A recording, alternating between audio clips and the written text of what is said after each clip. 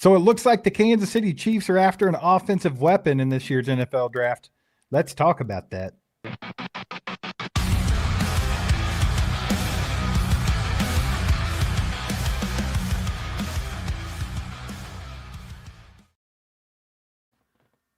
Ladies and gentlemen, welcome into All Chiefed Up. Let's freaking go. How we all doing on this lovely Thursday evening? How we doing? Get in the chat. Let us know. Guys, real quick before we get started, I want to shout out Zarda Barbecue for sponsoring tonight's live stream. You guys know where to find them. Blue Springs, Lenexa. Get over there, get you some good food. Let them know Off Chiefed Up sent you their way. Hit that like button for us. Hit that subscribe button if you haven't. And if you don't want to, stick around and listen to us. And by the end, you'll hit that subscribe button. Let's freaking go. Mike, let's talk about these Kansas City Chiefs. Looking for an offensive weapon, man. They've been starting their top 30 visits. They're starting to come out slowly but surely. And there was one that just dropped. Yeah, we just had one drop probably 30 minutes ago. Ryan Fowler reported that the Chiefs are going to host wide receiver from Georgia State, Ted Hurst, on a top 30. Steve Hurst, he's 6'4", 206. He ranked 4th overall at the NFL Combine in athleticism amongst all wide receivers, so that's pretty athletic. That's what the Chiefs look for. Right now, he's currently our wide receiver 10, and he's ranked number 70 on our top 100 big board. So I really like him. Right now, he's tied, basically, him and Zach Branch are kind of tied right there at 10 for me, but I've got Hurst a little bit above Zach Branch, especially coming from the Chiefs' point of view. I'm kind of tired of the 5'8", 175 receivers. I'm ready for the big time X, the 6'4", 210. Give me somebody with a little bit of wiggle, and he's a possession guy with a lot of wiggle. Balled out at the Senior Bowl. I really like Ted Hurst, Steve. Yeah, for sure. You're just like everybody else. You're tired of the same archetype of receiver, right? Yeah. But like the thing with Teddy Hurst, man, we've been talking about him for a couple months now, a little bit here and a little bit there, but he's one of the most intriguing like risers in this draft.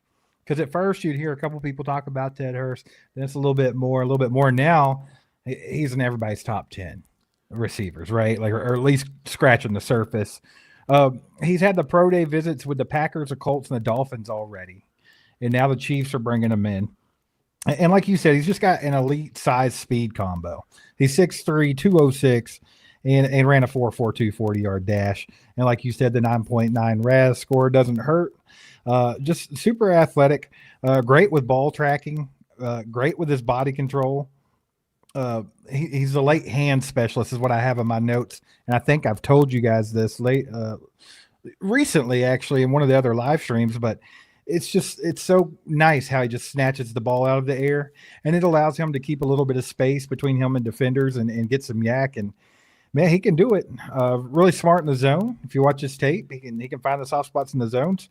I think that Teddy Hurst is a cool pick mid draft, and I don't really know where he's projected to go now, because I thought 4th rounder maybe could leak into the 5th round, and he's not getting anywhere close to that now. No, he's early 3rd at the worst. I've got him at number 70 on our big board. He's at least a top 75 guy. He made Bruce Feldman's freak list for his combination of size and athleticism. I think he's got pretty good footwork. He's got good speed, man. There's a lot of highlights where I've seen him just run away from the defense on crossers over the middle, kind of like they use Rashee Rice. I think he's got a good frame to be able to block on the outside. He kind of brings that MVS block style out there. I like him. I think the only thing I dislike about him a little bit is he doesn't give you any kind of special teams work, really, to be honest. And I know rookies need to have that with the Chiefs. And then other than that, he's not the best when it comes to like the QB scramble drill. And when you're playing with Patrick Mahomes, you got to have that. That is one thing that I watched him. He did not work himself back to the quarterback very well. Other than that, he had about a 10% career drop rate. So he's got to fix those hands a little bit. But with a 9.7% drop rate, he's high on the list for the Chiefs. That's one of the criteria we look for, baby, is that 10% drop rate. Right. Well, while you're talking about like a bit of weaknesses of Teddy Hurst, I'll tell you what I wrote down. I wrote down that he's primarily used as a boundary X receiver in his tape, just vertical and intermediate routes. And that's pretty much it. I didn't see like a full diverse route tree, like a lot of slants, double moves, etc. So I feel like he can grow a lot when it comes to that.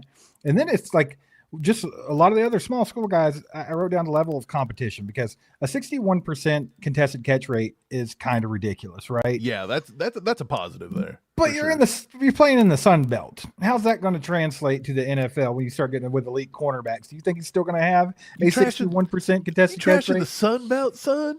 What are you doing? I'm just saying, man. There's a big gap there. I think there'd be a big learning curve. And actually, I was just looking it up because we were talking about where he would go in this draft, and I said I thought it'd be a 4th, but it's going to be higher. You said early 3rd. They're actually projecting him right now as a medium to high fit for the Kansas City Chiefs in the late 2nd, early 3rd. That makes sense. I mean, it's spot on with how I rank receivers, is it not? Somebody's been looking at my draft board. Pops in the house says Bane or bust. Bane or bust is a Reuben Bane kind of guy, and I agree. Pop's been in for 29 months. Only ahead of our boy Tony here by just 3 months. Says, let's go ACU crew, 26-month member. Tony Bone. Ron showing up as a 26-month member. I think everybody's been here a little longer possibly because you know how, the slap nut that is, YouTube. I don't want to say it too loud. I'm afraid they might come in and ban us. They'll do that anyway. Right. We've also got Pops in the house with 5 gifted, starting the night off right with the sub train coming in. Look, we're going to get this night going good. Let's go, old man. We're going to get it going early, and we're going to have a good time tonight. Only positive vibes tonight, Steve. Look, when I got on here a little bit, maybe about an hour ago, I was just sitting around, and I was like, I need to, let's just look and see what I've missed when I took my dog for a walk.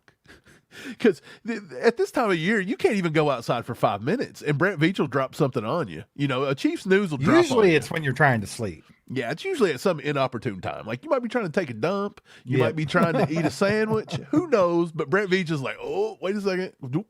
And so that's when Teddy Hurst broke. It's right about the time I got down and I sat down. I was like, look, Teddy Hurst, baby, I'm going to bring him in. But, Steve, there was some other news coming out this week, too. And this one was a little not positive for me. We've got a couple wide receivers I want to talk about, but before we get to the other wide receivers we're bringing on the top 30, the Chiefs announced they're going to have a top 30 visit with an offensive tackle. And it's not Maui Noah. It's not Lomu. It's none of those guys. It is Alabama's Kaden Proctor, okay, who is a massive 360-pound plus. I don't remember what he come in at, to be honest. 352 is what he showed up with. But, Steve, 352, 6'6", he is a massive human. But when I watched his film, boy, I was not impressed with Kaden Proctor at all, in the slightest. Did not like it. Maybe the Chiefs just want to be like, hey, come on in and tell us why you look so bad on film. It's funny because you do have like a negative perspective on Kaden Proctor. Me, not so much.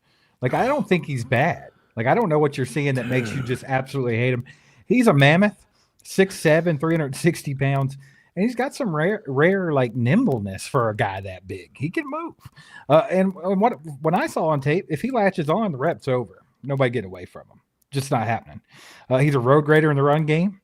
Now, I will tell you this, and I'll give you this, and I think this is where you're getting your negativity on Kaden Proctor. He is inconsistent in pass protection. Oh, yeah. That's one way to say it. He's very inconsistent, and I'll tell you exactly why from the tape that I watched. He gets a little lazy with that footwork, and speed rushers blow him out.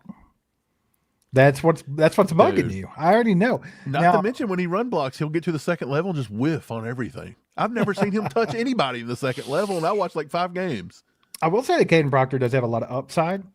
Now, is that something that you want to gamble with, inconsistent pass protection? Because that's what you need for Patrick Mahomes, right? Like, we love having great run blockers, but you have to have the pass protection. We don't need Mahomes running for his life, especially after an injury, stuff like that. But the thing with Kaden Proctor is I feel like if he was a more consistent pass protector, if he could figure that part out, quit being lazy with his footwork, I do think like he has the intangibles to be like a top 15 kind of guy in a lot of drafts. Like he's a big, good offensive tackle. He's got to put some stuff together, but I could see why you're a little negative on him. I'm not huge on him either. Like, I'm thinking if you're thinking of drafting a tackle in probably the range of Kaden Proctor, right? I'm a Max Honacher guy. I'm just saying that's where I'm at. If you draft Kaden Proctor over Max Honacher Look, I don't even care that Max Ahanatur's only played football for like 4 or 5 years. I don't care. That's not a bad thing. Dude, Proctor did test pretty well. I'll give him that. But so did Ihanatur. Ihanatur actually went to the Senior Bowl and crushed people. Like, he's actually got a bigger arm, bigger wingspan than him. His 40 time was better than Proctor. I thought you were going to say a bigger wing. I was like, dang, bro, what are we doing here? We're not measuring that at the combine just yet. But I'll say this. Proctor may have tested freakish for 350, for 352, 6'6". But Ihanatur's 6'6", 325. He's not small. Like, look, I cannot put Caleb Proctor above Max Ahanatur. I can't put him above Blake Miller out of Clemson, who's also 6'7", 318. I can barely get him above Caleb Tiernan out of Northwestern. He's right there with me. And look, Mike is a Kaden Proctor hater. I'm not taking him at 29. Hell no, I'm not taking him at 29. 40, I would be like, okay, I'll let you maybe slide with 40 because I think he probably will be a top 50 player. But I don't want to take him at 29. At 6'7", 360, would you tell Kaden Proctor to his face how you feel about him? Yeah. I mean, because he can't catch me around the edge. Is that what it is? Dude, okay, look. Yeah, I scouted him, and this is what it says. Carries his hands low and wide, and it causes him to rely too much on power, which means he leans into his blocks, he loses anchorage, loses leverage, doesn't always latch to keep engagement, and he whiffs on second-level blocks because he dips his head. So guess what? I'll just get to the second level, and he ain't going to touch me. You got to calm down, brother. They calm down on him. I think he needs to work on that footwork. Shout out Tony Bone with the 1 and following it up with the freaking 10. So showing love. Let's go, Tony. And then we got the 10 from Mikey Like Stuff. He says, recent history says Clark will get an SMU guy by draft or UDFA. For sure. Who out of Jordan Hudson, Isaiah Nwokobia, Matthew Hebner, TJ Harden, or PJ Williams? Who do you guys think is brought in? Who do you think it's going to be? Do you think they're going to continue to bring in an SMU guy? Right now, it's just been, a couple years in a row? Well, I think, did they skip a year? There wasn't an SMU guy in the Xavier Worthy draft, was there? I'm not for sure. I mean, they had Brashard Smith last year. And then the year before that was Xavier Worthy, but the year before that was Rashee Rice. Yeah, I don't know if they got somebody that year. But maybe they're going to love SMU, right? But they're taking a year off. By recent history, it's every other year. Maybe so. Look, I'll say out of all those guys, I don't know which one I prefer, but let's just take Jordan Hudson, for example. Wide receiver, he's in my top 28, 29 wide receivers. He's right there in the top 30. This is a pretty deep receiver class, to be honest. But I think he's got sneaky speed. I think he can separate pretty well. And I thought he cut and done things like that well within his routes. He kind of gives you a little Rashee Rice vibe in a way where, like, he can create some yak after the catch, and he's not the easiest guy to bring down, I guess is how you could say it. But I don't know if we'll go there again. He would probably be the guy I'm the most familiar with out of all those names. I will say the safety, though. I do have that safety rated as my number. I can't find him. But anyway, when I find him, I'll bring him up. He's number 17. I'm sorry. I'm going PJ Williams because Williams is our elite. Okay. That's what I'm going to go with. We got Tucker Chief 69 with a 2-bomb. Let's freaking go. Let's go, baby. Trucker Chief. I said Tucker. Tucker sucks, Mike. It's Trucker. Yeah. Tucker sucks. Trucker's the man. Let's go. And I think I saw, maybe I'm crazy, but I think I saw this Trucker Chief 69 earlier say I changed my name. So this is somebody that is in here. If I had to guess, Phil McCamus? I don't know. It could be, but there was also a Chiefs Casey Mo 69 or something like that too, that hangs out in here a lot. So I don't know. We'll have to find out. It's a mystery right now, Mike. We got Renee in the house though. That's not a mystery. Been a member for 17 months. Yeah. Thanks, guys. Bo 82 was a hit. Even the Broncos fans at the party.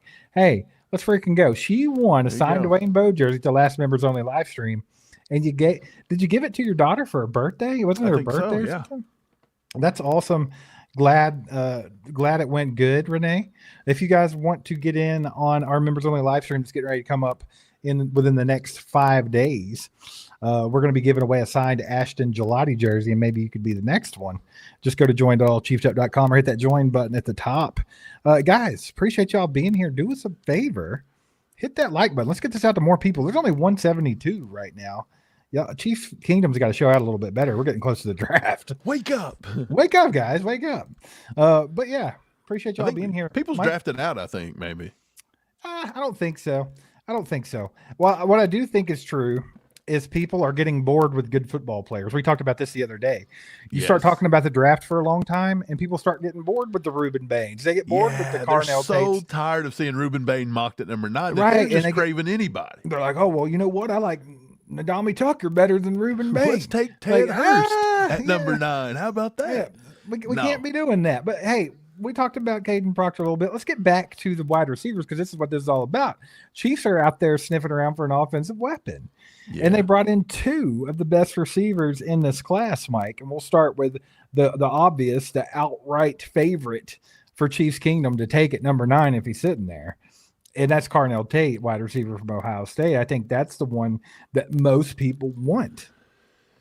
Yeah, it seems like it because they're wanting the different body type. But here's what I'll say. Between Carnell Tate and Lemon, I've got Tate ranked higher, but I'm still kind of on the fence there. I still think Lemon might be better in a Chiefs uniform just because of the way we use our receivers.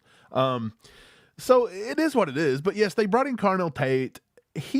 Look, at his pro day the other day, I thought he was rounding off his routes a lot. I don't know. He didn't run at 40. He decided not to run it again and tried to beat his time. He's kind of just settled in. He thinks he's going to go, and I honestly think Cleveland could take him at number 6. So he may not even be on the board for us. I feel like Lemon might be the guy that might be there at number 9. Look, I think he would be a fine pick. I would not argue Carnell Tate at number 9, to be honest. I just don't know if he does better in our offense than Mai Lemon. I'll say this. I'll say that Carnell Tate, elite route runner, not as much as Jordan Tyson. So if you're going by route running, Jordan Tyson's that number 1. If you're talking, Chiefs fit, I think Mai Lemon's number 1. Yeah. So it's like, where does Carnell Tate fit into this mix? I do think that he's the most pro ready out of the group. Okay. Because I feel like he does a lot of things well. He don't have the injury history that Jordan Tyson has. He don't have the red flags beside him that Mai Lemon has. And do you think Mai Lemon's Don Lemon's son? Do you think that's could be why he's crazy? Mai Lemon? Why would you do that to that poor kid? No, but I mean, Carnell Tate's got really nice body control, a massive catch radius. He's fun to watch. But, a lot of times the Chiefs and Chiefs Kingdom are always looking at the speed-only prospects, and Carnell Tate's not that. He's not slow by any means. He's around a 4 or 5. But, he's not, Steve. But I said on the last live that I believe that out of all the receivers, he would be my number 1. But I still think he's just a high-end wide receiver, too, in this league. And the guy he kind of reminds me of a little bit is like T. Higgins. And Chiefs Kingdom has been horned up for T. Higgins for the past, 5 years? I think that's fair, not knowing what he's going to be able to accomplish. Does he have a higher ceiling than T. Higgins? Potentially, but I mean, I think T. Higgins is a good wide receiver. You're talking about recent history with SMU and Chiefs drafting guys from SMU. Recent history, OSU receivers are dogs in the NFL. They just are. So, I mean, maybe there's something to that. I think that if I have a knock on him, Mike, he's got a bit of a leaner frame, and I'm kind of wondering how he's going to be against big physical corners in the NFL. I kind of want to see how that plays out, but I do like him. I think the likelihood of the Chiefs drafting him at number 9 is pretty high. Yeah, I think it is, because if he's there and a Reuben Baines not there, or whoever they're looking at, or what we would like them to draft, it could very well be him. You never know. But let's transition it over to Mai Lemon. Well, can I say one more thing about Carnell Tate? Yeah, I feel like we have Carnell Tate at home. The Chiefs fans wanted to bring back Tyquan Thornton, and they're pretty much similar. Same height, weight, everything, and they kind of do the same stuff. Now, I'm not saying Tyquan Thornton has a higher ceiling than Carnell Tate, but we did see what he was able to do in this offense last year, and Andy then went away from it, which is another reason why when you want to go to that body type and that kind of receiver, Andy and them just don't like to feature those guys. I don't think you're wrong there, and let me explain. If it wasn't for underutilization in the NFL, if it wasn't for getting drafted to the worst quarterback in football with Mac Jones, Right. He was a first round talent. He got drafted in the first round. Like, so when he was coming out of school, he had not as much hype as Carnell Tate, but there was hype. Like, so there were a lot of people talking about how they wanted Tyquan Thornton, back at that draft, right, in the first round. And it's similar. So I'm with you. It could be, kind of the same thing. It really could be. You never know. Or Carnell Tate could turn out to be an absolute monster. I think Carnell Tate's going to be good. I'm not trying to down Carnell Tate. I'm just saying, like, we kind of have that with Tyquan Thornton, which is what the Chiefs fans wanted. So you're not going to have both of those guys on the field at the same time. Right. Well, let's get back to Mai Lemon. Let's talk about him. And let me tell you this, man. If you take out all of the weirdness of Mai Lemon, like if I never saw the guy speak, and I didn't see him like do his little snake dance, like he was trying to charm everybody. God, not the snake dance. If you take all that out, I looked at him as maybe the best receiver in this draft, because when I look at receivers, I don't necessarily look for what the Chiefs normally do. It's not, I don't want the top ends. I don't need a guy that runs a 4.2. It doesn't have to be a smaller, fast guy. But I will say I really like short area quickness in receivers. Now this bit us in the butt big time with Sky Moore. Yeah. But look what you're able to do with Tyreek Hill, or guys that just have that short area quickness. I mean, even Jackson Smith and Jigba, he wasn't the fastest guy in the world, but he's got that short area quickness. He can get open. And like Mai Lemon reminds me of that. It's incredible. Real suddenness. The start and stop is elite. He's a yak monster. He's going to get you yardage after. I mean, he could take a 5-yard slant and turn it to a 50-yard gain real quick. He's just small, 5'11". He's a little guy, right? Or why are you looking at me like that? I'm not looking at you. Mai Lemon is looking Mike, I think at you the look you were giving me was creepier than what he just did. Here, wait. Let me try to get his look down. But I don't know if I can do it. Is 5'11" really like the littlest thing you ever heard? Like, no. That's tall. It's not that ridiculous. I mean, I'm trying to think. Like, what's the height of Xavier Worthy? Xavier Worthy's like what, 4'10"? No, he's not that short either. I think like people see like the slender body frame and like they're just fast and they automatically think they're tiny. Look, Jackson Smith and Jigba says he come in at 6 foot. So 5'11", you're literally like what? 1 inch. The tip of your thumb or something, like that much difference? Is that really making that much of a difference on a football field that's 100 yards? Like, I think here's what I'll say, and this might scare people away even more from Mai Lemon than they already are by him being weird. But I think of a more refined Kadarius Toney. Oh, dang. Or like McCole Hardman, like that type of gadget motion, short area quickness, fast, that kind of guy, but like way more refined, like way better receiver, way better prospect. I could see that, because he's a guy that I wrote down. He's a guy you can put in motion, use on jet sweeps. He's going to stress defenses horizontally, but he's also going to give you immediate depth. He's going to raise your floor in the wide receiver room, and he's got a similar skill set to Rashee Rice, especially in the yak position. And I wrote that he's pure electricity in space, and he is. He can stop and start with the best of them. He may have the best stop-start of anybody in this draft. Maybe some of the best stop I've ever seen on tape. Right. So I think immediately he probably contributes more in the Chiefs offense. Now, I think he throttle all expectations with wide receivers. And that's why I don't know if we take one at number 9, because Andy just routinely doesn't want to use a wide receiver, as if this offense is just so complex. We could never have a rookie run. I'll say this, offense. though. They let Worthy do it a little bit year one. I'll say this. Like, I really liked Jalen Royals in last year's draft, right? And you did too. Everybody liked what Jalen Royals had on tape. Yeah, it was great value too when we got him. Mai Lemon's far and away better. Yeah. Like, not even in the same stratosphere. So, I mean, if you could get excited about getting Jalen Royals in round 4. Are we completely giving up on Jalen Royals, though? No, absolutely because not. He literally does what Rashee Rice does, and we're talking about constantly, like, we got to replace Rashee Rice. We got to replace Rashee Rice, but it's like, we may have that. Yeah, I think I'm not out on Jalen Royals at all. I just think he didn't get utilized at all this year, and he couldn't get on the field for whatever reason. I hope he's not one of those ticky-tacky, ouch, my pinky toe got stumped and I'm not going to play. I hope that wasn't on him. I hope that was more on our medical staff. Right. But we'll see. We'll see. Is he allergic to Tylenol and ibuprofen? Can he have anything just to get need a little bit of ibuprofen to get over that? Just get him out there. What do you have? Tendinitis. Knee tendinitis. Could that be considered tennis knee since they call the elbow tennis elbow? I don't know. Same thing, right? We talked about who? Lemon, the Tate, three receivers. The Hurst, 3 receivers. Yeah. Well, you threw Kaden Proctor in the mix just to talk trash on the guy for like 5 minutes. Yeah, I didn't want to talk about him any more than what we did. So, but out of the 3 receivers, and also keep in mind where they would be drafted. Mai Lemon is a mid first rounder. Carnell Tate is a little higher than that. Should be a top 12 pick. A little higher than that. And then you have Ted Hurst, who's late second, early third, maybe even mid third.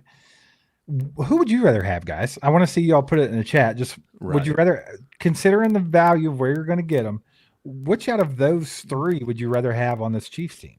So to put that in perspective, you would have to sit at number 9 and take Carnell Tate. Now, look, obviously, you have to look for Bain or Bailey first and foremost. If they're not on the board, it becomes like, look, did Tate fall to number 9? He's on a short list. Mai Lemon would be on your short list at number 9. And then maybe like Mansour Delaney. You would have to look there at number 9 as well if you want to go corner. I think those are like your short list. I don't think I don't think the linebacker out of Ohio State, Sonny Styles, is going to be there. I don't think a lot of guys are going to be there. I don't really think Bain and them is going to be there. Honestly, you're going to have to go get Bain. Bain's potentially going to go number 2 in this draft. Right. And if he don't, Bailey probably goes number 2. And honestly, here's what I was thinking. The Jets are starting to transition to a 3-4 defense. Who does that want on the outside, Bain or Bailey? Maybe Bailey. David Bailey, right? Could be Bailey. That's what Bailey's going to do. Yeah, Bain may potentially be like, Tennessee Titans, which I will say this. Kenzie, Kenzie, and her husband. What's his name? Love the kid. What is his name? I don't know who you're talking about, brother. Mackenzie. Anyway, her husband is a Titans fan, and he loves Bain from the. Are you talking about Kenzie and Noah that have a son named Noah, Bain? and they named their son Bain. Okay. So I thought if we don't get Bain, he's a Titans fan, and so if he could get a jersey with his son's name on it, even though it's not spelled the same, that would still be kind of sick. So how does this correlate with them drafting Reuben Bain? I mean, did you just... No, I'm just saying I think the Titans could draft Reuben Bain, and so if I don't get it, I would like their son to be able to have a Reuben Bain jersey. All right, hey, well, which is kind of cool. I would like to shout out Big Copeland, baby, for becoming a member of the channel. Let's freaking go. Welcome to the crew. Appreciate you, brother. Appreciate it, man. Yeah, well, what's everybody saying in the chat? What are you doing, chat? Y'all supposed to be telling me which receiver. Let's see, Ted Hurst. So Ted Hurst would be, because we didn't get to that bottom end. The Ted Hurst would be like what, pick 74? Yeah, I said it early. Do you have to think you got to take 40 though? Would you have to take him at 40? Would you be scared? Yes. Yeah. No, I'm just saying, would you take him at 40 because you're scared he wouldn't last to 74? I would definitely be scared to take him at 40. Okay, yeah, that's what I meant. Thought you meant you. Yeah, no. Yeah, would never. Let's see, Tate over Lemon, says Brenda. We got Tate by Brian Parrott. Peanut says Ted Hurst. Let's see. Pete, that's Peter Ortiz, baby. He says, I'll take Sadiq over Lemon. Sadiq over Tate or Lemon, says Brenda. Hurst at 40. Hurst at 40 scares me, Mikey. That's too high for me on Ted Hurst coming from. I could see the Chiefs maybe trading up from 74 to maybe like mid 60s to try to target him. Yeah, but coming from Georgia State and the Sun Belt, I don't know if I would. He does have to refine himself to get in the NFL. Like, he's got all the traits, but he's going to have to adjust to that for sure. There are some Lemon fans in the chat, though. I thought there was going to be nobody there for a second, but we got Michael says Lemon. Don Peterson says Tate. You got Peanut, who changed his mind to Lemon. I thought you said somebody else. Are you just saying everybody? We got Carl. He's a Lemon fan. I mean, honestly, out of Steve, all who would these, you take? If I had my pick of the 3, this is going to rub people the wrong way, but I'd probably take Mai Lemon. No, I think I would too. I think I would. I think Mai Lemon at 9. I would prefer Mai Lemon trade back to like 12 or 13 and take Mai Lemon, but I'm not going to play those games because if you want him, you got to take him. Now, if it were me, I would pass over both of them and take Sadiq at number 9. I think I would too. If your pass rushers are off the board, I mean, if you don't feel comfortable with Delaney at number 9, I think Sadiq's a higher rated player. He's probably not higher rated, but like having somebody like Kenyan Sadiq backing up Kelsey for a year and then being that weapon for 10 years seems just insane. Yeah, dude, I'm right there with you. Because we're talking, they're looking for an offensive weapon, somebody to help push this offense in the right direction. I mean, they've attacked the run game in free agency. We got the best running back in the league potentially if you want to leave Saquon and Bijan out of the conversation. I think Kenneth Walker's right up there with them. So we're taking care of that. You know, there might be some work to do with the offensive line just because we're not 100% sure what's going on with the right tackle. And I don't really I love Asapole. I think Jalen Moore's fine. Wanye needs to be gone. Yeah. Why is he still here? So I think there's some work to be done. Now, could they get Jawan Taylor back in here? He's not going anywhere else yet. Yeah. We'll see. Nobody wants that. But I mean, if you get him for the right price, that's something we've talked about for a year now. Like maybe that's something to consider, but I think there's some work to do there. But I mean, otherwise, you need a good offensive weapon to come in here just to be a spark for that offense, I think. And Sadiq is that. He could be that. And we have to consider Travis Kelce's on the swan song season, baby. This is it for him. It's all she wrote. So, I mean, we got to replace that. And go get him. I will say this. The Chiefs did announce today, and this totally slipped our minds before we went on, but the Chiefs did announce today they're bringing in Justin Jolie from NC State on a top 30. Yeah. We didn't even put him on our list mentally because I forgot. So they are looking at a tight end. Justin Jolie out of NC State. He come over from UConn. He's a blocker. He's a blocker, but he's got a lot of moves. He tried to add some mass this year. I think he's forced 18 missed tackles in the last 2 years. He catches a lot. I think he can move pretty well. I thought he did lose a little bit of his explosiveness this past year because he gained that weight. So he looked a little slow sometimes, but he's very crafty with his route tree. I can jump higher than him. He catches everything. I don't know if you could. I don't know if you've got a 33-inch vert, but it wasn't very good. I think I can maybe get it. I mean, does he really have to jump that high? Like, it's not just that, but I feel like just overall athleticism, he worries me a slight bit. Maybe I'm wrong. Maybe his RAS score is better than what I'm seeing with my eyeballs. I don't know. Yeah, I mean, it is what it is. I think, he's fine. He's going to be a guy that you're going to pick up, third round, early fourth. It's not nothing crazy. But I will say, compared to Sadiq, it's nowhere near it. So you take Sadiq at 9, or you take Jolie in the 4th round. That's very much limited. Or we've already talked about the receiver. If you take a receiver in the 3rd or 4th round, you're maybe getting a Ted Hurst, who is super athletic compared to maybe, we had to take Carnell, Tate, or Lemon at 9.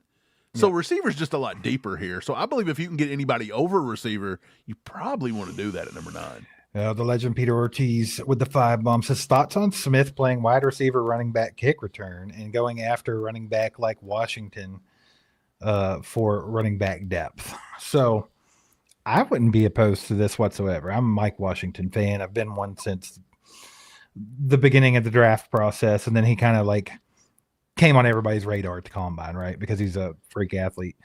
Smith can be so many things, and I think they could line him up as a receiver. Kick returner, they're going to let Nico do it. I mean, end of story. Royals was doing it a little bit last year. Yeah, it's going to be Nico. Lord have mercy. You know it is. But yeah, I don't know. It's interesting to see what they're going to do with Brashard Smith because he didn't get a whole lot of touches last year, but they did try to involve him a little bit. Well, I'd like to see that up. I'd be okay with that, Peter. It just depends on where you could get Mike Washington at in this draft because I have a hard time thinking he'd be there in the 4th round. I think he's going to be gone by then. Yeah, I don't think you can spend, 129, 40, or 74 on him. Yeah. Like, I just feel like it's too much of a luxury with what we have. Right. But it's definitely a luxury pick. I would like it. I would be excited about it, but I just don't know if they'll go for it, you know? Well, a lot of people are talking about Desmond Reed out of Pittsburgh. I seen somebody or post that Damon today. Claiborne from Wake Forest. And I'm thinking, why do we want to waste another late round pick on a Brashard Smith part 2 when the Chiefs have already let Brashard Smith now come in for a full year and he barely could get on the field because of why? Nagy and Andy Reid said his frame was too small. So why do you now want to go 4 inches smaller and 20 pounds lighter and then think I think Brashard Smith with a full offseason under professional NFL coaching and training staff has a better chance of coming out and being a real contributor in year 2 with DeMarco Murray and Eric Bieniemy than to draft another guy that's literally 2'4" or 160 pounds, 5'6". Like, that's here's crazy. The thing. The people that think about things the way that I'm about to say, they're complete opposite of me. Like, they're like, oh, well, they're still stuck on we got Pacheco in the 7th round. Let's just, throw a bunch at the wall and see what sticks. Eventually, we're going to get another good receiver, running back late in the draft for cheap. And it's like, so just keep plugging away at it and you're going to hit one of those and they're going to be good for a while. And it's like, that sounds great, but I'm over that crap. Like, I don't want to chance that. Well, you don't have to do that when you got That's crazy. Walker for a crap ton of money. There's no sense in it. That's the whole point. We went out and took care of that. Like, hey, we went to the highest extent we could. We got the Super Bowl MVP. He's coming in here now as our running back. So why are we throwing darts? Guy last year? So why are we doing it again? Darts? Yeah, why are we doing it again? It doesn't make sense. If you're going to throw darts at a position, it don't need to be that one. Washington would be a nice backup in like round 4 or 5. I just don't know if he'd be there. Appreciate the 5, Peter. And then Huckleberry Rattler, been a member for 19 months, says, choo choo, getting on that Sadiq train, baby. Mike, I noticed our one of our recent videos really had people convinced that they like Sadiq in the first round now at pick 9. And I was very surprised about that. I thought we were going to get a lot of backlash, but there were a lot of comments. Where we were addressing the claim. Yeah, there were a lot of comments where people are like, I think you're right. Maybe like people I see it starting your to get way. On board with Kenyan Sadiq. Now, look, is that a sure thing? No. Oh, I don't know. I don't think it is. Don't let us fool you into thinking that couldn't be a bad pick, because it absolutely could be. Oh, yeah, it could be horrible. But I just think that the upside there, and then Mikey likes stuff, following it right up with a 2-bomb. Sadiq is a big body wide receiver. Technically, that's what he is. And that's why I like the idea of it, because the athleticism's off the charts. I mean, he tested better than almost any tight end ever. And you're replacing a big wide receiver that played tight end. Yeah. And has been dominant in our offense for over a decade. No pick in this draft or any other draft is a surefire hit. No. So to say that, well, you can't take him, he could be a bust, but you got to take insert whoever. Dude, anybody's a bust. Yes, Nikki is spot on. All picks could be horrible picks. Just look at Brett Veach's draft a few years ago with Jamari Conner. Why'd he trade up for that boy? Perry, with been a member for 22 months, says Sadiq is bigger, stronger, faster than all 3 top wide receivers. Plus, Andy runs the offense through the tight end. He could learn from 87. That's where my head's at, Perry. I think that's why I tend to lean towards Sadiq over those wide receivers. This would be my only argument against Sadiq. And it's not really against Sadiq. It's just the fact that a lot of people think 9's too high. So let's just say that Bain and Bailey's off the board. Maybe Carnell Tate's off the board. And let's say Maui Noah's off the board. So now you don't even got the big tackle you like. Delaney's there, but again, I'm not sold that we take a corner if we so take high. A corner at number 9, I don't like it. Yeah, it's just our history and everything. Like, we just developed corners too well. You want to throw darts last year. You want to throw darts at a position. Throw darts at corner. Right, because Dave Merritt can back it up. He's been backing it up. So here would be my argument against Sadiq, is because you would have to take him at number 9. And I'm not saying it's a bad pick, but that feels like a luxury pick in a way. Even though it's not, because Kelsey's not playing forever. It feels like a luxury pick because this year he would be kind of like tight end 2 or like a hybrid, whatever. But you're also paying him $31.5 million guaranteed money with like a $10 million signing bonus for like 4 years. So it feels like a lot of money to pay a tight end, right? When you can get like a big time position that costs a lot, like the defensive end, the wide receiver. Well, if you're going to invest, that makes more sense, right? Yeah, but that's that way of thinking I can't get behind anymore. Well, I'm just saying though, like if you're going to invest, money is a player in this, because that's why you don't think Love is not going to get drafted there, because you can't afford to house 2 running backs and pay them $60-some million. Right, but that's a different thing. It's a different thing, and like I was a fan of the Kenneth Walker signing because it's like, hey, we need to fix running back. Do what you go get the best. I'm one of those people, Mike. I don't have a lot of money, but I still, when I buy things, I would rather get the best of it, because you get your money's worth. What you pay for. Like, you want to keep just paying cheap and getting whatever, and then it breaks or just don't work right, and then it's like, oh, I ended up paying more for that than I would if I just would have got the good one. Yeah, and I would much rather see the Chiefs invest in the tight end position that's very important and integral in our offense in Kenyan Sadiq at 9 than say them turn around and try to overdraft an Oscar Delp or something like that. I just don't think that's not the route you want to take. I mean, you're not getting anything better than Noah Gray with some of those guys. You know what I'm saying? Like, it's I do agree to that extent 100%. I would say wide receiver, maybe even corner. Like, yes, if you could get Mansour Delaney and he turned out like, because I was thinking about this today. You want a hot take? Can I give you a hot take real quick? Give me a hot take, and then I'll tell you what I was thinking. I don't want you to lose your thought, but I thought about this a minute ago. I think it's a hot take, but I'm going to say it. I think that Charles Demings in the 3rd round is a better pick than Mansour Delaney at number 9. Dude, I'm so happy everybody's on board with Charles Demings now. I've only been preaching this cat since December 20. I will say there's 2 people that you've mentioned early in the draft process that I turned on pretty quick once I started watching their tape, and I'm like, I know why Mike says what he's saying. And I may have said it before any human on the planet. It's Omar Cooper Jr. and Charles Demings. Oh, yeah. Here was my thought process. We're kind of willy-nilly about the corner position, correct? We hit well late. We throw darts late. No Williams, perfect example last year. Like, we got him the 4th round. No Williams, third rounder. And then but he plays so well. He looks so good. We were wanting him to play more. He should have played more. Yeah. He's an integral part of probably why they let Jalen Watson walk and maybe traded McDuffie. But I started thinking about this. Did Trent McDuffie, when he was drafted, okay, because he was, by all means, Trent McDuffie should have been a top 5, top 10 pick. And the kid just slid to the 20s, and Brett Veach pounced. And if Mansour Delaney was to fall to like pick 20, or maybe even Jermod McCoy was to go to like 23, 24, I could see him coming up from 29 and snagging one. I absolutely could see him doing it again.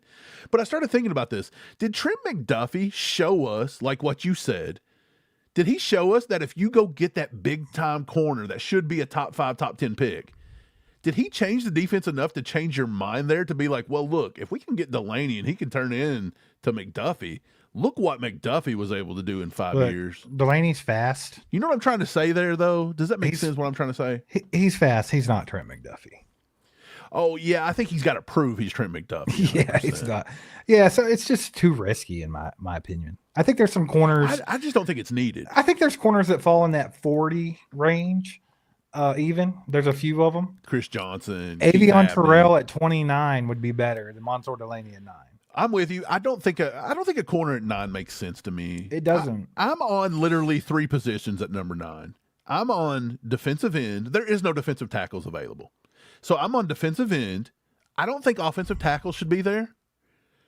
I think wide receiver I would be okay with, and I would be okay with Sadiq. Like so, basically 2 positions and a player.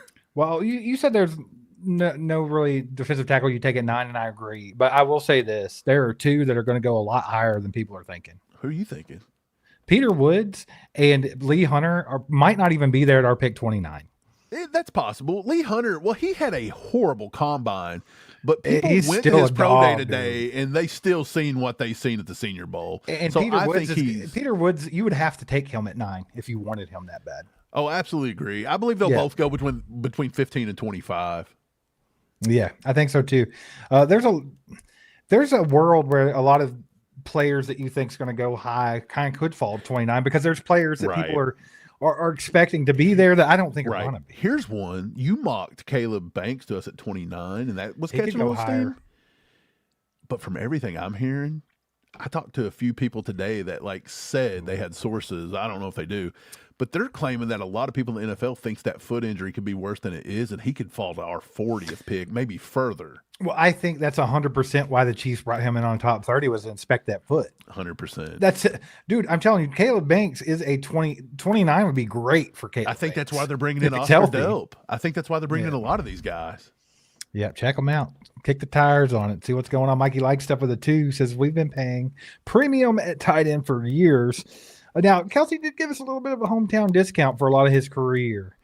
But the thing about it is with Sadiq, like you have to pay a lot. If you take him at number 9, you're paying what, $31 million? You're paying a lot, and he's not really proven to be Travis Kelce. Like there's a reason we were paying a lot for Travis Kelce. But if he were to come in and seamlessly like play behind Kels for a year, learn a little bit, and then all of a sudden he's our offensive weapon that Kelce was for us a few years back, do you really care if you have to pay him?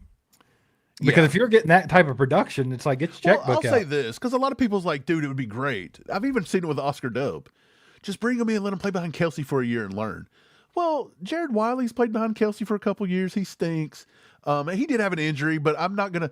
But Noah Gray's been here for 3 or 4 years behind Kelce. He ain't really. So it's not like Kelce's out here just like turning these people into world beaters. I think you've got to have a lot of, you got to have a lot of talent here. Like Kelce can't take a Cheerio and make it a 5-star meal. Right. Rock and Rodeo, I do not think Sadiq would be there at pick 16. 13 potentially, but that's risky. Well, I'll never say never because I don't think he is will. One of those positions that feels luxury, and not a lot of people are still running through the tight end.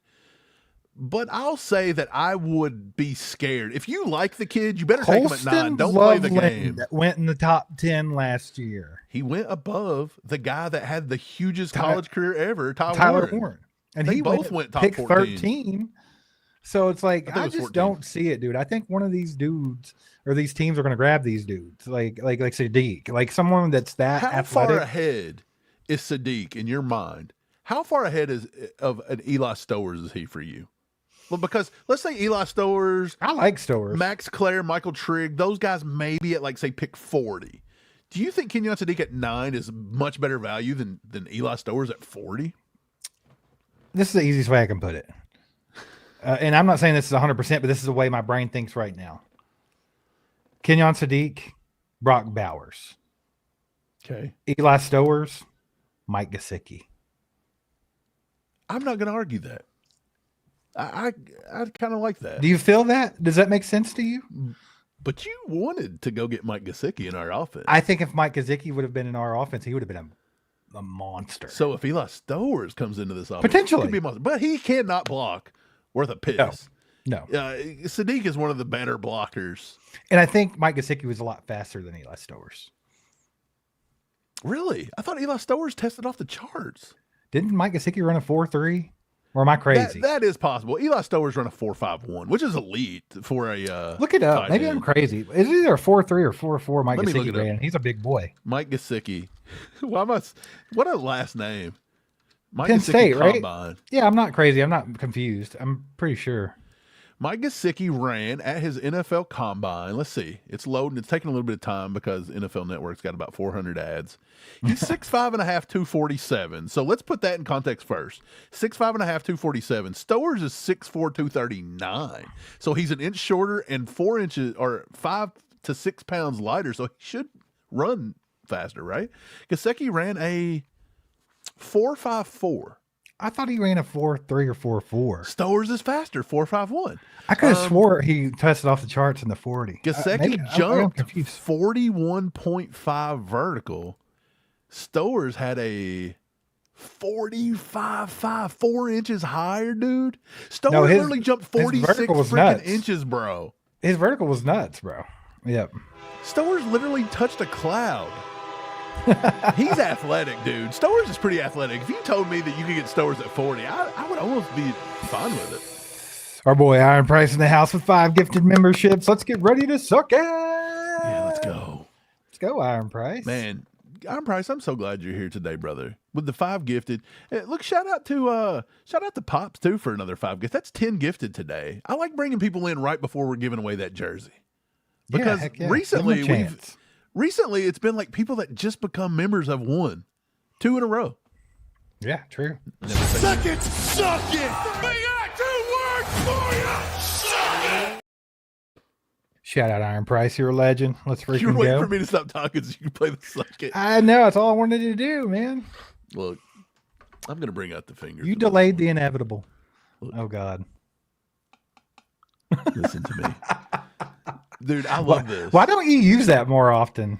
I don't know what to do with it. Like if somebody puts a slapnut comment and you're replying, you should tap the glass. Like, look, when you tap the glass. You remember? Yeah. When I clink the glass. Hey, this reminds me of what's his name that says, take my strong hand. Scary Movie. Yeah, he's like, take my strong hand. Well, Mike, let's get to talking about the last 3 guys we haven't talked about the Chiefs have had in on a top 30 visit. Let's do that because we've gone long enough without talking about them. Let's talk about Oscar Delp, tight end. Before we do that, I just want to thank everybody for being here tonight and hanging out with us. It's a modest crowd tonight, but you guys are the real ones.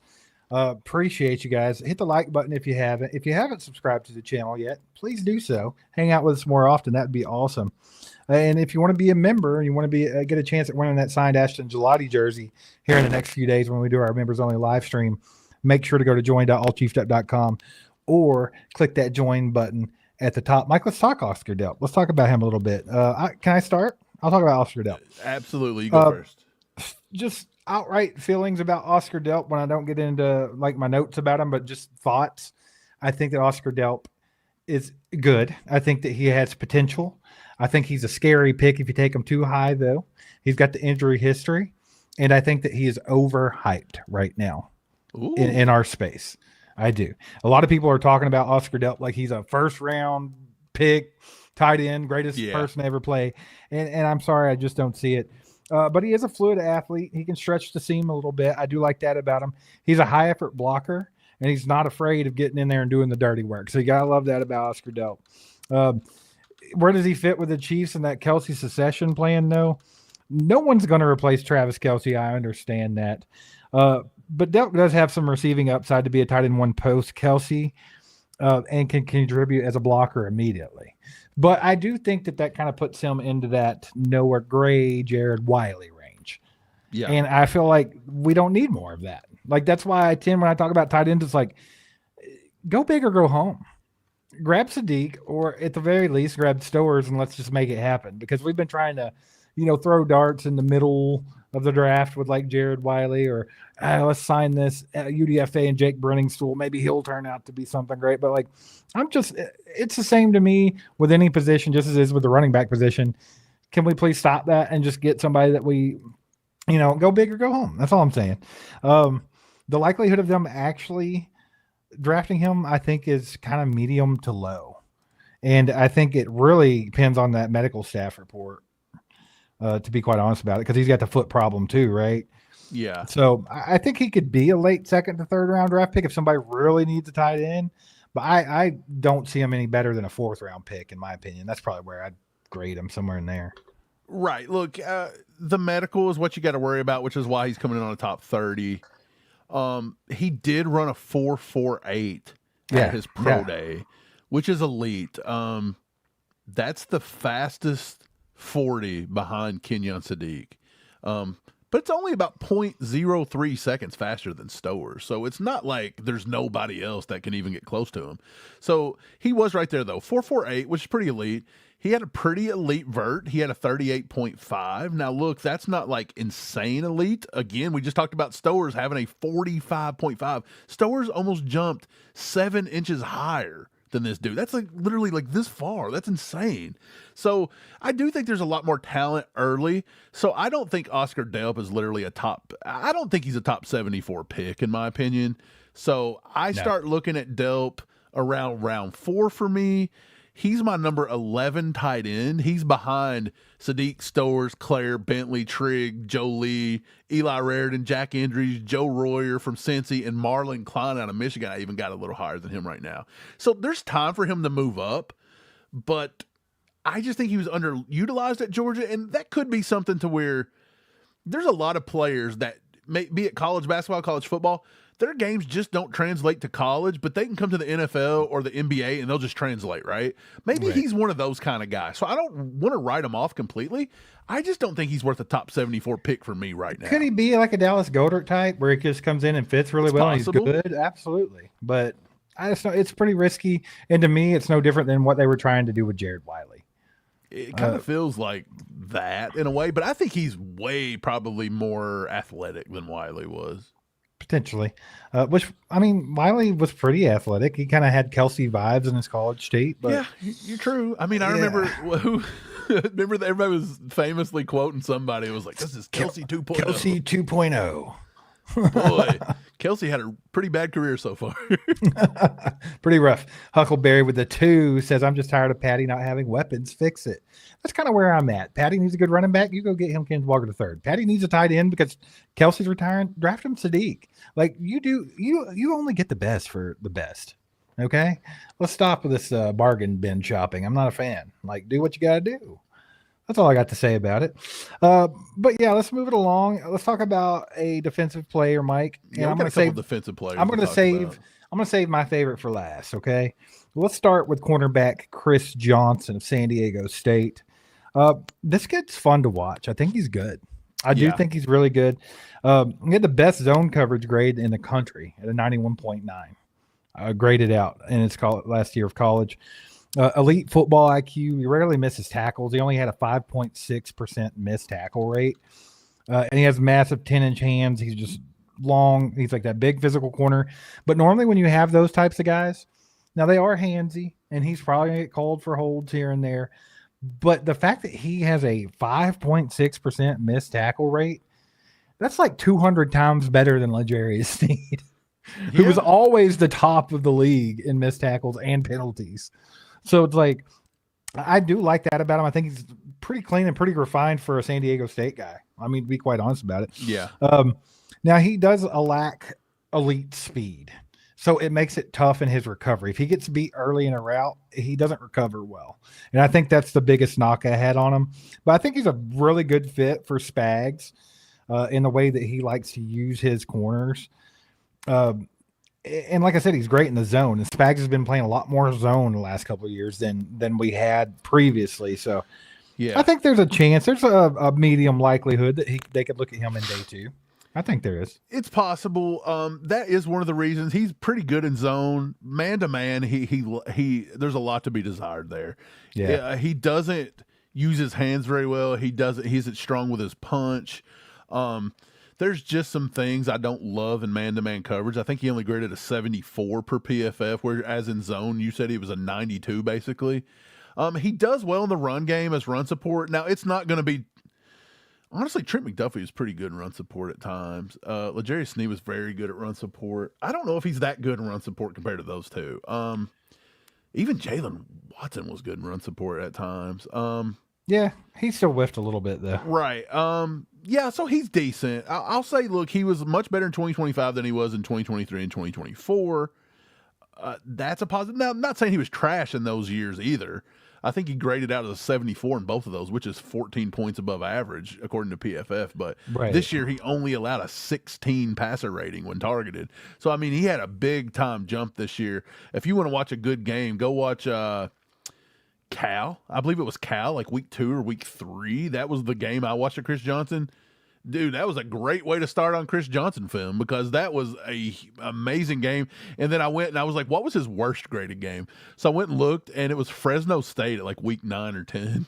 And I went and watched that game. Yeah, he sucked that game. So it's like, what are you getting? It's kind of a Jekyll and Hyde kind of thing. So, you know, I like him and everything. I think he's going to be – could he get late first round? It's possible somebody could fall in love with him, but I think pick 40 is his sweet spot. The one last thing I'll say about him, Steve, is the elite speed, like you said, it's kind of to be desired a little bit. But I will say that he did run at the combine a 4.4. So he kind of proved he could book it. I just don't know if 4.4's super elite when you're asked to play man coverage and you whiff a lot. May, you know, 4.2 wide receivers may leave you in the dust a little bit. Yeah, for sure. I just want to address something real quick before we go to the last guy. We got Terrell in chat. Appreciate you, brother. He says Sadiq under 1,000 yards in 3 years, LMFAO.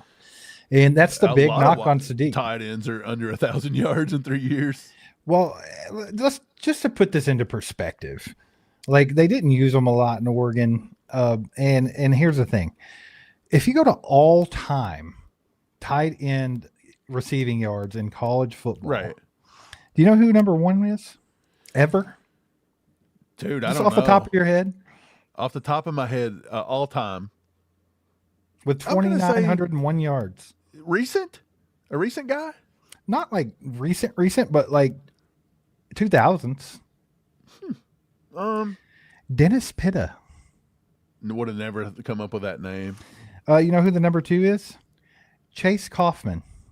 Oh, Number 3, Chris Slate from Marshall. These are big time NFL tight ends, by the way. Number 5, Gordon Hudson of BYU. Right. So 2 BYU guys. Number 4 is the only one that has had a successful career so far, but he's only been in the league for a short amount of time. That's Brock Bowers. Right. So you take the top 5 of the most productive tight ends of all time. Right. That's tight not the thing to look at, man. A position that a lot of NFL spread offenses use. It's just not. You're talking college. Right, college. Yeah. Ty Warren, is that his name? The kid that just got drafted with Indy. They ran their offense through him, and he had some of the most productive years at Penn State. They chose to take a move tight end and Colston Loveland before him. And I don't think Colston Loveland had but maybe 20 more yards than Sadiq's final year. So go look at Loveland's stats his final year and go look at Sadiq's. It's not that much difference. People aren't worried about how many times somebody bailed down to a tight end in college. These guys don't run. Like Oregon's offense was never going to feature a tight end, bro. No, it just wasn't. But so let's not be stat merchants. It's hard to look through the lens with a tight end. You want to go back and look at somebody that was a very pedestrian, crappy tight end in college, didn't have any numbers? Go look at Travis Kelce's numbers. Right. Eichhoff, yes. Yes, we do. Casey Concepcion. Oh, I like Casey Concepcion. Yeah. I think he's a good kid, dude, for real. Yeah, absolutely. Well, Mike, let's get to the last one that we haven't talked about that the Chiefs have brought in for a top 30 visit, and that is a guy that I like a lot, and we already mentioned him a little bit today, and we talked about how he had a kind of scary foot injury that needs to be evaluated. But defensive tackle Caleb Banks from Florida. Mike, there was a couple of years ago, maybe 3 years ago, there was a guy coming out of the draft that I absolutely loved at defensive tackle. There's another Florida guy. It was Javon Dexter. Javon Dexter. Loved him. The only thing I had to knock on Javon Dexter was he had a slow first step. But other than that, he reminded me a lot of Chris Jones. He had that dog in him. He was big, he was fast, and he could get it done. He just had a very poor first step. Caleb Banks is Javon Dexter with an elite first step.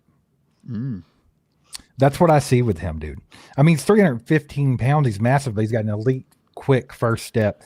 He's modeled his entire game after Chris Jones. That's publicly noted. He even caught Chris Jones's attention on social media where he said that he likes Caleb Banks. He said he had that dog mentality. Yeah. He could be an heir apparent to Chris Jones, right, as an interior pass rusher. With Joe Colin and the way he likes to, he gets after these dudes in camp. We see it every year. Yeah. He's hard nosed and he can get the best out of a lot of those guys. I think that I love Caleb Banks, dude. I think he's great. I think that that we have a clear need for interior depth. We don't have a whole lot going on there. We did sign Tonga, and I love that. I think it's amazing, but I think we got to look a little further. We also have Omar Norman Lott, but I think he's a pass rush specialist. I don't think that he offers you anything other than that. And they should quit trying to make that a thing. Don't be feeding him cheeseburgers. Let him be the size that he is and let him get after a quarterback, because he kind of reminds me of Kalijah Cansey and those types of guys that don't need to be big. They just don't. Yeah. But the likelihood of the Chiefs drafting Caleb Banks is pretty high, I think. I think you could absolutely see them taking him at 29, and that's why I put him on my first Chiefs mock draft as being drafted by the Chiefs at pick 29. I think if they're okay with that foot, it wouldn't surprise me in the least to see him picked at pick 29 by the Chiefs, and that's if he's there. Yeah, he's got a couple things, and I'll let you take over. But just I pumped him up a lot. I pumped his head up for a minute. Let me talk about the weaknesses that I wrote down. the weaknesses that I wrote down with him, I think he has a high center of gravity, and he has pad level issues. I think I've seen that with him. He gets washed out in double teams a lot and stuff like that. But he is still raw, and he's learning how to use his length. And I think that, being there with Chris Jones and Joe Cullen, I think they can get him to where he needs to be. I don't see anything on his tape as far as weaknesses go that is not fixable. Like, there's no big knocks for me other than the foot. Like, it's the injury thing, right? Like, is this guy going to be healthy? Right. Caleb Banks kind of, like, he only played 3 games this past year. So he kind of gives you the Jermod McCoy thing. Yes. Big time SEC talent, but you're like, he didn't really play much. And it's like, you're coming off of a foot injury with him. Who was that edge rusher a couple years ago, Mike? That was, it's funny because I don't think the guy ever panned out, but there was an edge rusher. I think he played for Michigan, and he was hurt of his senior year, but people were still valuing him super high. What was that guy's name? Somebody in the chat get my back. Yeah, it was, what was his name? It was like, it wasn't Njoku, but it was something. Njabo? Was that his name? Yeah. David Ojabo. Ojabo. Yeah, that's what the vibes I get. Like, he could never be anything, but he was such a good prospect that injury and not playing a lot of his senior year didn't matter. Right. Well, the 3 games he did play was LSU, Tennessee, and Florida State. Big schools. And he honestly didn't score very well. Nothing PFF related. He only had 0 sacks in all 3 of those games. He had 0 hits. He had 3 hurries. That was it. He had a pass rush win rate of 8%. So not great when he actually played against big competition this year. So it's like he's all intangibles in a way with Caleb Banks, and it's a scary thing for me. Like, I'm not even really sold at 29. It's the traits thing, right? Yeah, it's a traits thing. Because literally, have you seen what scouts have been saying about the athletic traits of Caleb Banks? Yeah, they think he's like they're horned up for him. Quote, Thanos level. Yeah, that's the quote. It's wild. 6'6", 330 pounds. They love him. They absolutely love him. Let's see. He is a freak athlete, right? Like that everybody likes to talk about. He recorded a 32-inch vertical, which is higher than Jolie, right? Or right there with him. And then you got a 9-foot 6-inch broad jump at the combine, which is ridiculous for somebody. Those numbers are normally reserved for people that weigh 270, 280 pounds, not 330. And he's versatile too, Mike. I know, like, it's kind of like almost the same thing with the Sadiq thing, where it's like, I don't see the production, but if you actually look at the kid, like, the traits are off the hook, dude. And he can play in a 0 technique. He can do a 5 technique. He can do a lot of different things. And I don't know. I think that there's a lot of upside of Caleb Banks. Like, he just screamed, like I said, it's Gervon Dexter with a elite first step. That's what I see when I watch him. Right. So he's not super old. Like, he's not like 25 like Mesidor, but he will be 24 by the end of the year. Why does Akeem Mesidor make me instantly think of like a bullfighter? I don't know. But he is an older prospect. He's going to be 24. He's coming off of an injury this year. So who knows? But here's what I'll say. The Chiefs are interested. They're looking into guys like this. Just the other day, they were in 2 days ago, they had scouts at U of L for U of L's Pro Day. And they were looking at Renee Conga, I think's his name. The defensive tackle. Yeah, Renee Conga, 6'4", 300. He was at the Senior Bowl. They were watching him a lot. He had a 35 bench press. Like, he's a strong kid. He's got great plays, and then sometimes you're like, where's he at? But he's very fast. Kind of reminds you a little bit of like Turk Wharton a little bit. Maybe Binky. Somebody like that. Like, he's got those vibes. And the Chiefs also met with defensive end Wesley Bailey at U of L's Pro Day, 6'5", 265. We all know who they're looking at U of L. What is it? We all know who they were looking at U of L's Pro Day. Who? Chris Bell? Chris Bell. Well, Chris Bell didn't do nothing, so they were watching him in a beanie talk on his phone the whole time. And if you think I'm lying... They were getting intel is what they were doing. Dude, if you think I'm lying, Chris Bell literally said on his phone through most of it. Like, it was not a good look on his part. Yeah, I'm not saying he's a bad kid, but if you're just sitting there like on your phone, like, it was weird. It kind of gave him a Mai Lemon vibe. He was at a really tough level of Candy Crush, okay, and he was trying to get past it. Maybe so. I will say this. So they're looking at that defensive tackle. So they're trying to do their work. Look, they were in Kentucky doing pro day and was looking at David Gusta, another big guy. I did a short about that. Yeah. They're definitely looking there. They're not finished with the Jones Tonga thing. They're just not finished with there when they can't be. Omar Norman-Lott coming off of his ACL or whatever. Like, they've got to pick up some people there. I will say that the odd one at the U of L Pro Day, and this is kind of just off in the weeds, they were watching Miller Moss throw the football with a lot of like intent. Like, they were very happy to watch Miller Moss throw the football. That was like some intel I got from the On3 guy that was there. I thought that was wild. Like, are they going to plan to bring him in as a UDFA or something? Like, Miller Moss? Okay, hey. Weird.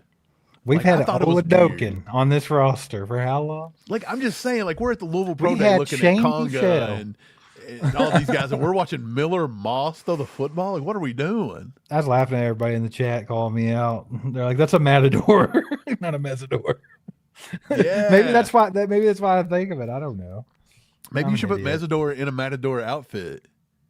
I'm an idiot. You know, that's what I think of every time. Him with the little red thing, just fighting them bulls. Guys, appreciate y'all being here, by the way. Do us a favor, hit that like button on the way out if you haven't already. We're going to wrap it up for the night. Shout out Zarda Barbecue for sponsoring tonight's live stream. Do your boys a favor, subscribe to the channel if you haven't. Become a member, join.allchiefedup.com or hit that join button at the top. We're going to be doing our members-only live stream here in the next few days where we're giving away a signed Ashton Gelati jersey. So if you want a chance to win that bad boy for absolutely free, just become a member and hang out with us. It'll be a good time. But we'll catch you next time. Go Chiefs. Wow.